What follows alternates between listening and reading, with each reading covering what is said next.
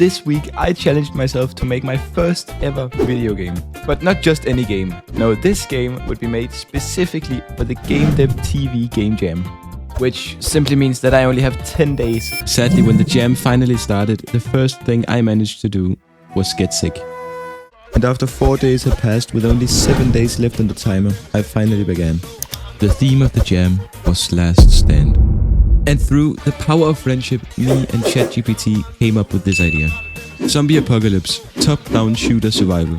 I bet nobody's ever had that idea before. But anyways, the first thing I did was add this little dude who can walk around and shoot. Next, I wanted him to look cool, so I went and found this PNG on the internet and then slapped a green stick in his mouth. And now we have a player. I also added this grass background, but the next step was to add the enemies. So I went back to the same drawing website I used to make the green stick and tried to draw a zombie.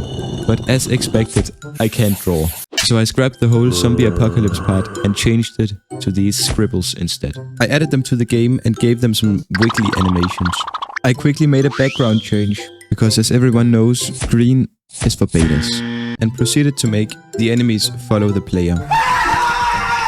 The enemies still didn't damage you or anything, so I conjured up a quick health system for both the enemy and the player. And drew some animations for when the player is hurt, but somehow he just turned into a spider. Now that the basic combat system was made, I needed a way to spawn enemies, and I decided on a wave system.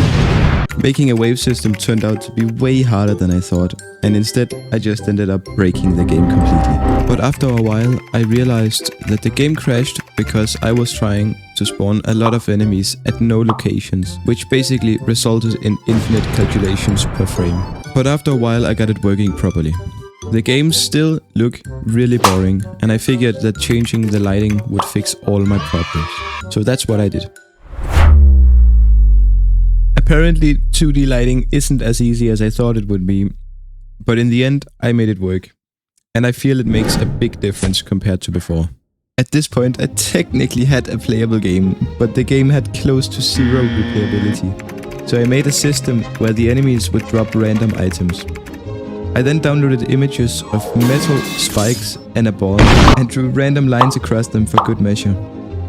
The enemies could now drop either a bomb or a piece of metal.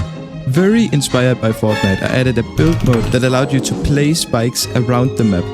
I made the spikes seriously OP by making them insta-kill about 5 enemies before self-destructing. Next, I fixed up some UI, including a wave counter, an item counter, as well as a hint in the top left corner. Lastly, I fixed up the bombs and gave the player the ability to throw bombs in any direction. The bombs basically just deleted any enemy in a 5-meter radius, which again makes this thing extremely powerful. At this point, my time was almost up, and I used the last of it to make a very simple main menu.